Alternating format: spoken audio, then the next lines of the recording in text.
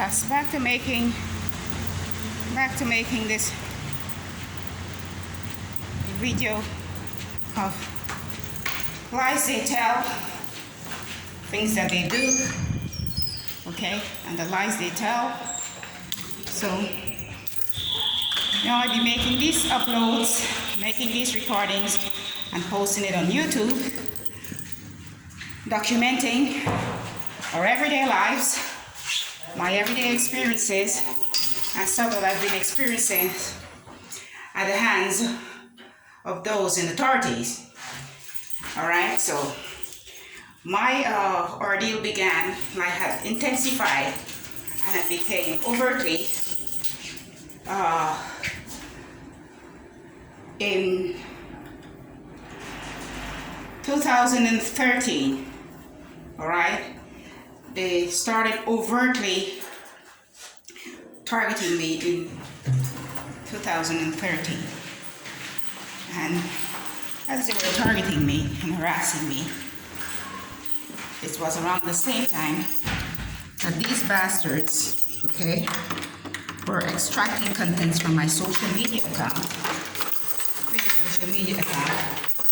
like with our leisure times, holidays, you know, my children, my husband. This is when they were extracting these pictures and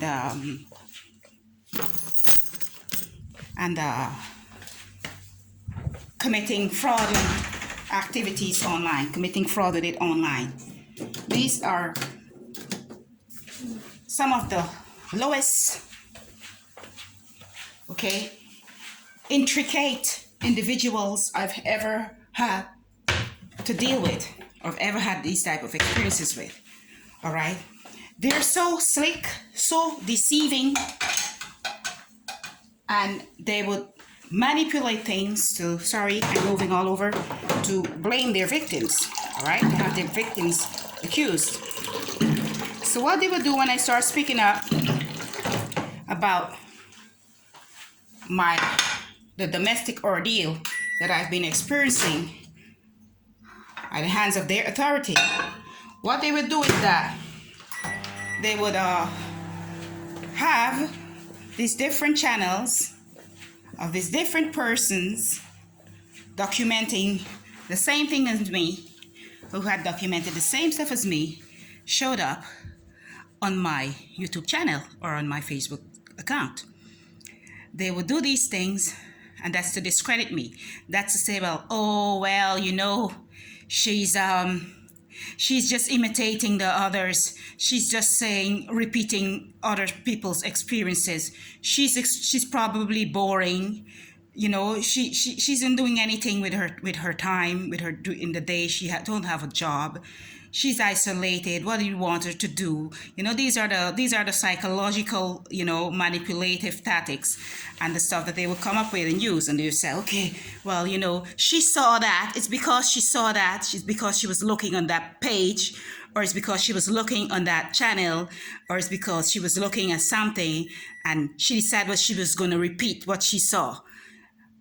You know, this is the excuses that these people build up. This is the excuses that they uses. This is the stuff that they builds up and uses to, as I said, okay, remove any amount of suspicion from themselves and blame their victims. Okay, that's how they blame their victims. They will have you labeled as being paranoid schizophrenic. They will have you labeled as being incompetent. They will have you labeled as being a monster. They will have you labeled as being child abusive. They will have you labeled as being all these things. And all these things that you're not is who they are, is what they're doing. All right? All these things that they would accuse you of, or have people accuse you of, or have persons try to discredit you, is who they are, who they be, right? Sorry about that. So I make these uploads. I've been making my uploads and I posting it on the YouTube. I don't have a huge following. I can't even see some of the person that subscribed to my channel. I can't see them. I don't even know who it is that's on my channel. But the persons that are on my channel obviously be repeating or giving feedbacks to I don't know whom, and they now in turn will be posting or these different stuff be showing up on my account, like, you know, counterattacking my claims. All right. So what they did now is that in 2013, in June 2013, I traveled back to French Guiana. Okay, I traveled back to French Guiana in June 2013, and it was around that time that they started overtly targeting me. I was being overtly targeting me. Okay, I was my husband had survived 2 attempts to break into the homes. Okay, to the home. Someone wanted to assault him in the middle of the night with these big knives. Had a big knives, like what we call a cutlass. Okay, and was attempting to enter the apartment while we were sleeping on in one of the lower rooms, and the individual wanted to assault us, but he was, he woke up and he scared to make a lot of noise, and so they ran away. And aside from that, my eldest daughter, were being harassed at school. She was being bullied at school, and she was being bullied, and every time we speak about it, the teacher would tell me, "Oh, why don't you just take your children and go back to your country?" This is what the teacher was telling me. Okay, take your children and go back to your country. You should go back to your country, go back to your homeland. These are the things, because I'm a migrant there. These are the things that the teacher was telling me. I couldn't understand what is it that she was, what is it she meant, and under what, and why she was telling me that. And the reason for her telling me that was because I was complaining about my daughter being bullied. And so this guy that was bullying my daughter, he kicked her up. He started kicking her up afternoon, and I told my daughter to fight back with him, and she did not fight back with him, and he kicked her up. And so I went the next day, and I wanted to deal with that matter, okay, because the headmaster, the teachers, and everyone just sat there and no one did anything about it. All right? Yeah, I can remember that. They did nothing about that. Okay? So they started speaking about being bullied, my daughter being bullied, and the abuses and attempted break-ins and the constant aggression that we were facing there. I'm gonna speak nothing but the facts. Okay? It's gonna be just facts. All right? I don't know how to be a shell. I can't be a shell. I can't lie. I'm not going to lie to save any one of them. Okay? I know that there are a lot of things that is coming their way, and I'm not going to lie to save them, because for one reason, okay, they don't respect. They showed me over time that they have no respect for me or my daughter's lives. Okay? So what they would do when I make these uploads, speaking out about the stuff that they have done to me and my children, okay, and that they're doing to me and my children, because even now, even here, okay, the effects of the product that they're using on us is having negative effects on my children. My children aren't dumb. They're not dummies, okay? But the stuff that we be having with them, be showing out, you'll be seeing like, okay, it having these negative cognitive, effects, all right? And usually they're far ahead. They're ahead, and anyone who knows me well would know, well, okay, I'm very, versed, book-wise, street-wise, I'm smart enough. So what they did is that the stuff that they be using is to like dumb us down. It's to dumb us down. These products, these gas and other things that they're using is to dumb us down, is to have others believe, well, we are this dysfunctional, uneducated, social dependent persons. All right, so they would use stuff. They would use stuff to let everything, every lie that they tell. They would use stuff and do things to make it appear through. Right? We're not dumb. We're not these terrible people that they would have others believe out there. We're not these filth, no good bodies. We're not these social outcasts or these persons that have nothing to offer in society or anything like that.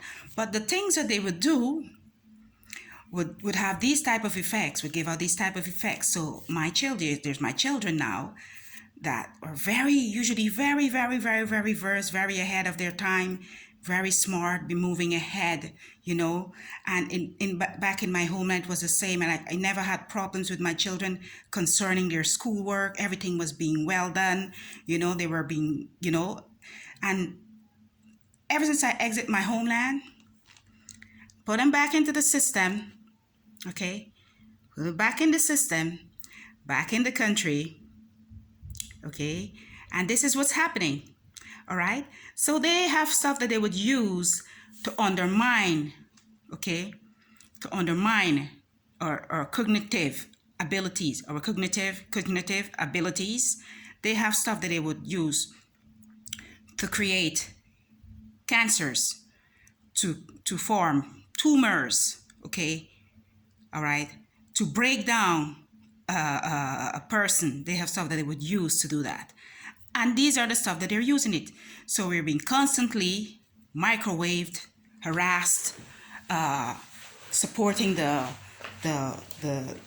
noise campaigns, the hacking of our devices. I have to take off the electrical switch, something I have to do all the time. I had to take off the water just now. It's every day.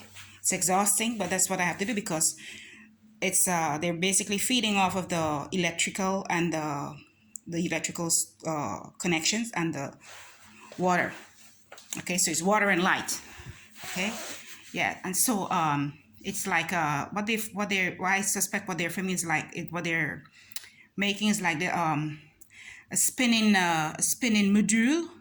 Okay, I can't explain everything here right now, so I'll make an upload about that and the stuff that they're using too, and why they would use water and electricity a lot.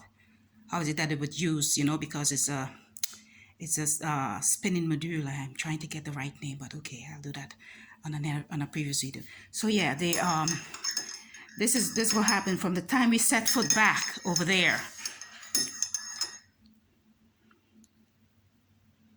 Targeted,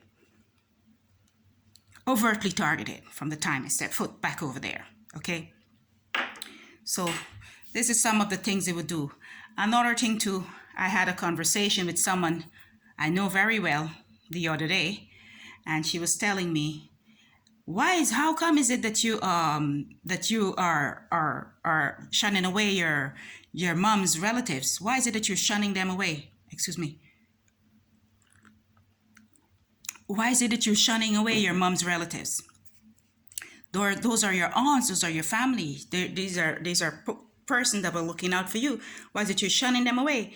So I be explaining to this individual, and I be telling him, I said, listen, my mom's relatives are involved in what's happening. These are the folks that are after me and my family and my children, basically mostly after me and my children, are going behind our backs and are paying these individuals. They pay these individuals to harass us. They pay them to do away with us. I still don't know what have become of my sister and her 3 sons. I keep repeating that.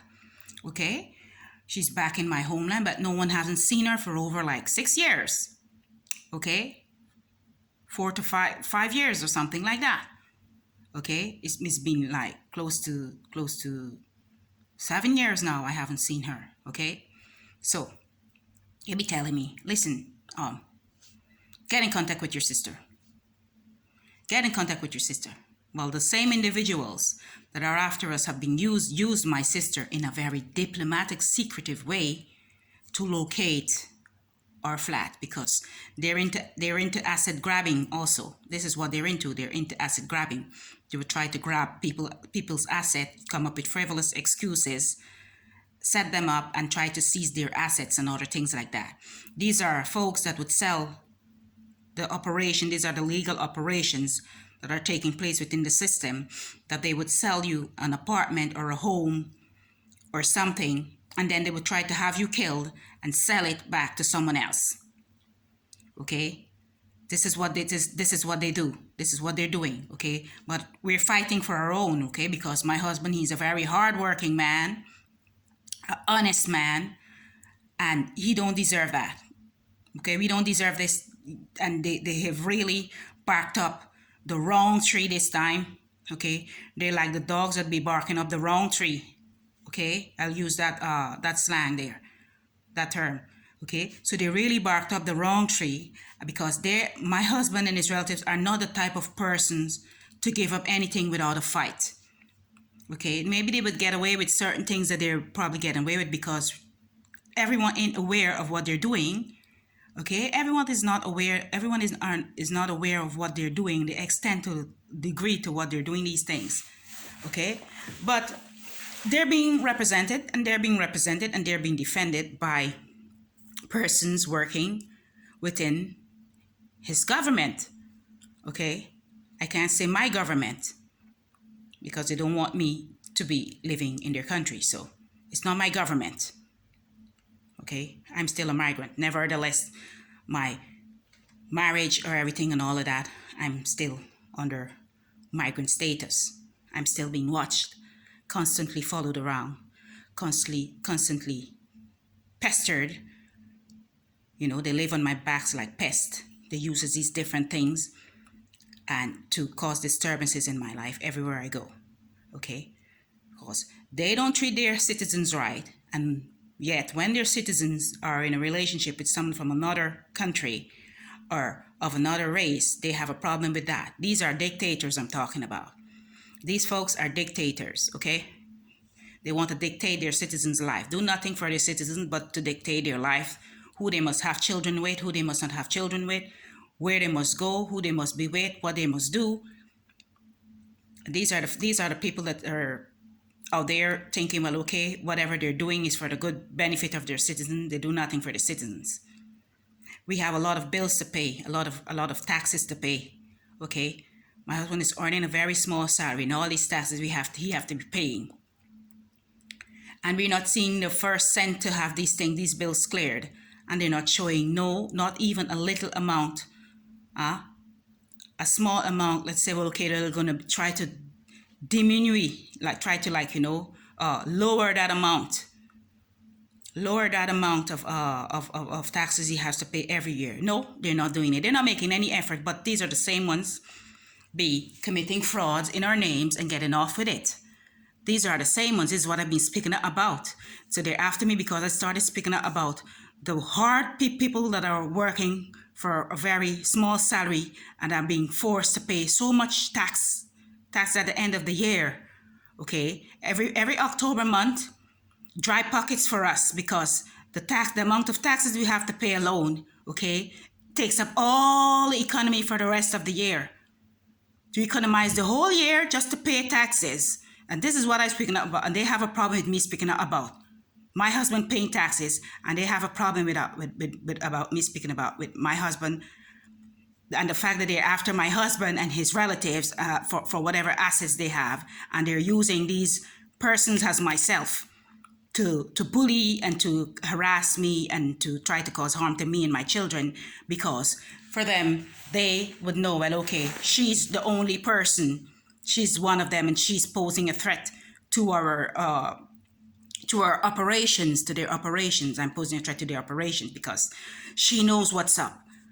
Because I wouldn't know if they hadn't showed me, okay, I wouldn't know that what they were doing, or what is it that they're capable of if they hadn't showed me. They showed me personally what they're doing. That's how I know.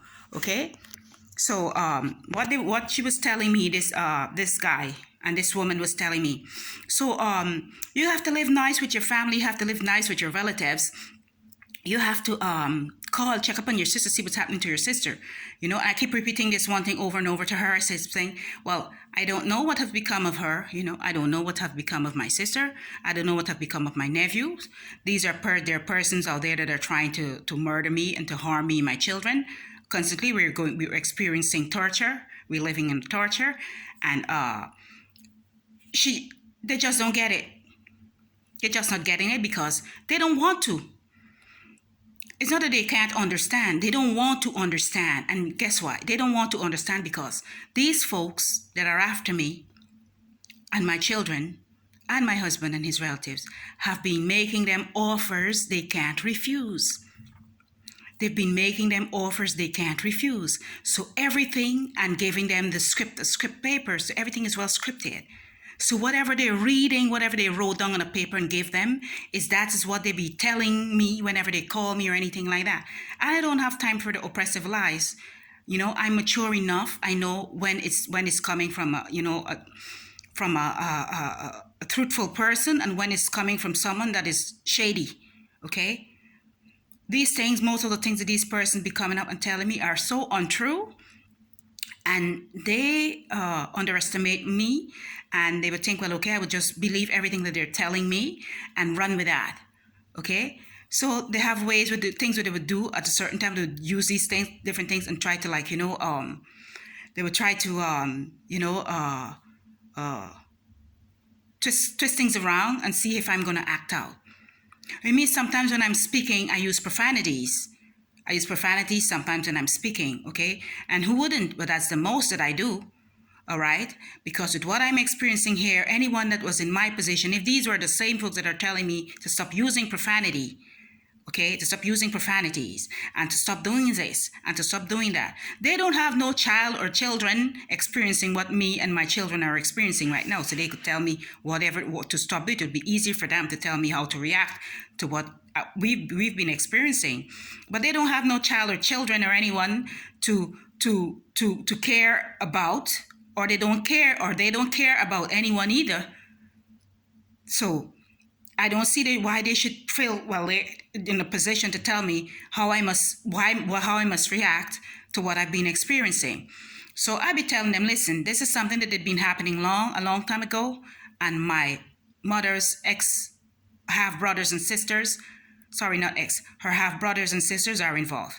How do you know that? Well, there was an investigation and we discovered all of that, what they've been doing. So what happened?